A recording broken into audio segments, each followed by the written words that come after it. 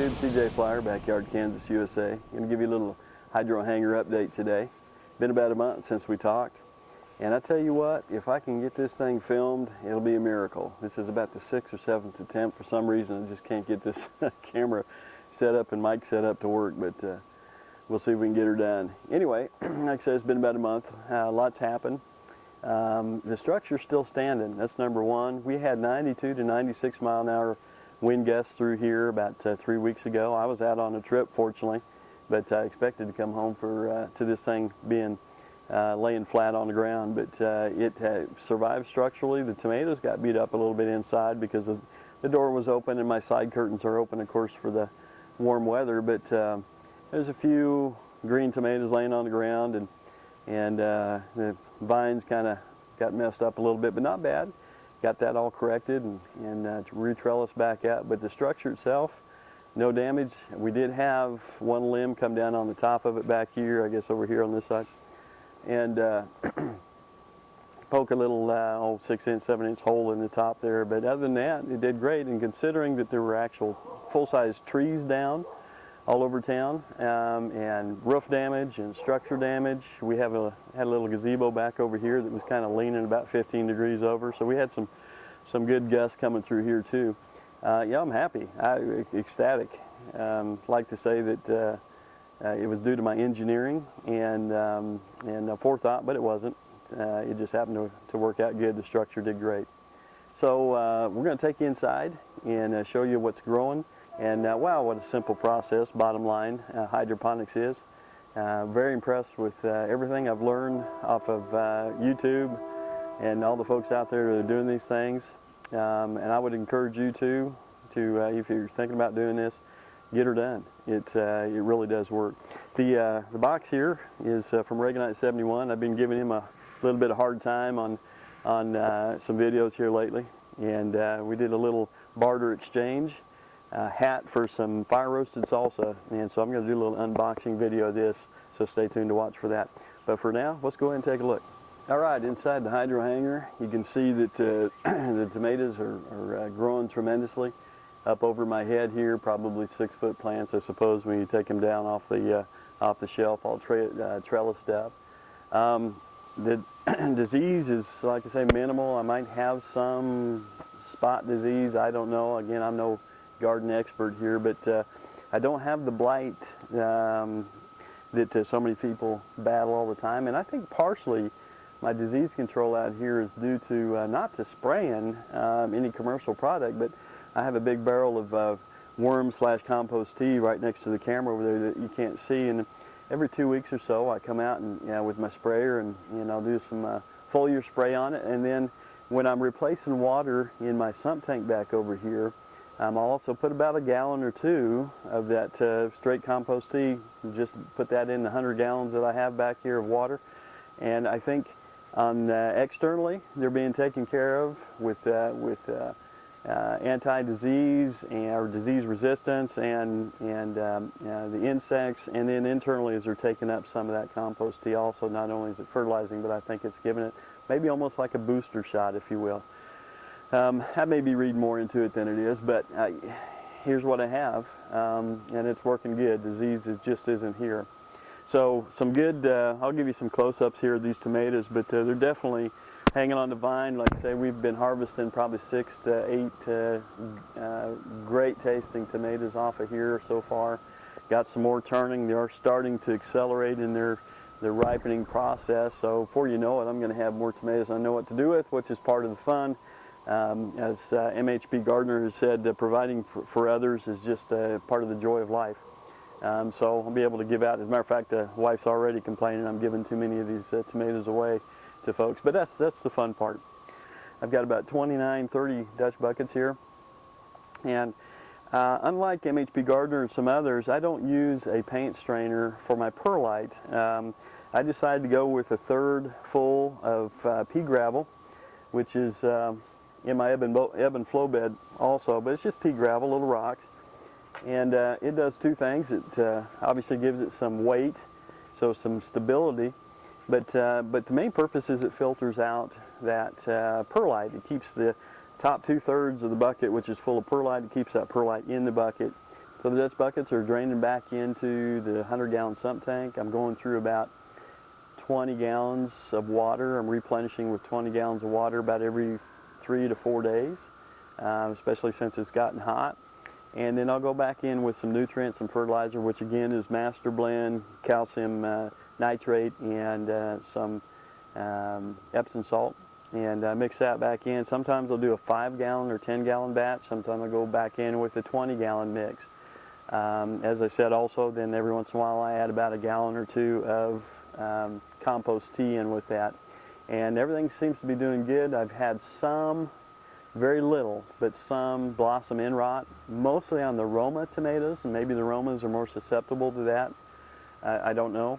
But I'd say out of the bunch of tomatoes that I have here, I've picked off maybe 6 tomatoes, and again, 90% of those being Roma tomatoes that have started some blossom end rot. And I understand that that's possibly due to a calcium deficiency, and that may mean I need to mix a little more fertilizer, a little more calcium into my water. I don't know, but it's all an experiment anyway. So 90–95% of these tomatoes are doing great with no issues whatsoever. So This is I'm the not far off. south side of my hydro hanger here, and just to give you a little perspective, put my hand on here. Got lots of good growth. These are the plants I started from seed, and they're not quite as tall as the other side yet, but that's fine. They sure are producing. There's some of those Romas I was telling you about. Had one of these Roma plants, and I think it was this one here. Yeah, I can see the stub in there. The actual top of it actually broke off during that storm,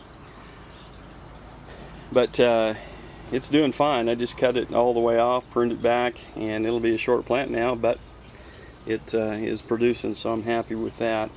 All types of varieties: beefsteak, crimson beefsteak, and some super beefsteak. Lots of beefsteaks, I guess, huh? It's interesting how some of these tomatoes develop. I'm watching them grow here. There's another Roma plant here, and tucked in somewhere in the shade, I think, is a, there it is, a banana pepper, sweet banana pepper that's getting really shaded out down there, and I need to maybe move him around a little bit. But some jalapenos here. We've harvested off of that, made some, did my own attempt at some fire roasted salsa, Regonite 71, and it turned out really good. And got a bell pepper. I'll see if I can get a little better shot of it on this side. That's a big Bertha right there, hand-wise, so it's in good shape. I've harvested probably 6 of those so far this year. Here's some mild jalapenos, TAM I guess is what they call them, T-A-M, and I haven't actually tried those yet. But we have probably 6 or so more big Berthas over here, doing great.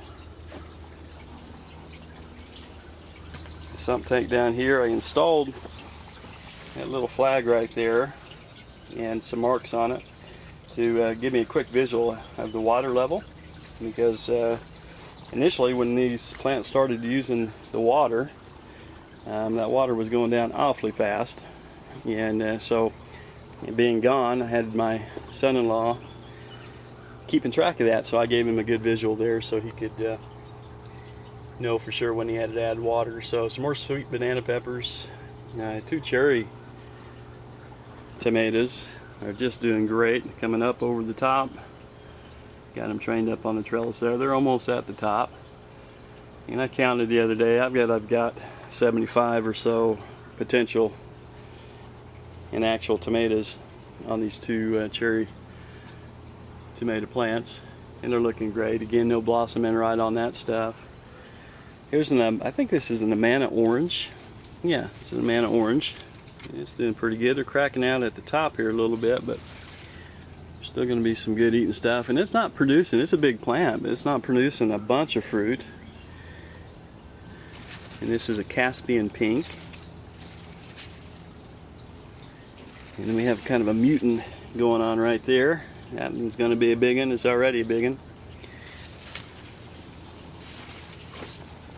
Got some starting to turn here. These are mortgage lifters. Got one interesting looking one there. some more turning. Just good groupings. And on this north side, it's interesting, I'm getting more production down low than I am up high, although I'm starting to see more up high here on some of these. Got a red beef steak here. Better Boy. Again, we've pulled several off of these plants over the last week or so, and they're sure great tasting tomatoes. The kind of tomato you just don't want to mix up with anything else. You just eat them the way they are. Here's a sump tank. I just filled it again this morning, put some more nutrient in it, and about every 3 weeks or so I will actually get in there and pull those pumps out, clean them up, spray them off. And they're not really that dirty at the end of that. My ebb and flow bed, so doing great. I just transplanted some sweet basil, and so it's a little droopy right now, but it's going to pick up and do fine. And this tomato plant, which is an unknown, producing lots of fruit on it.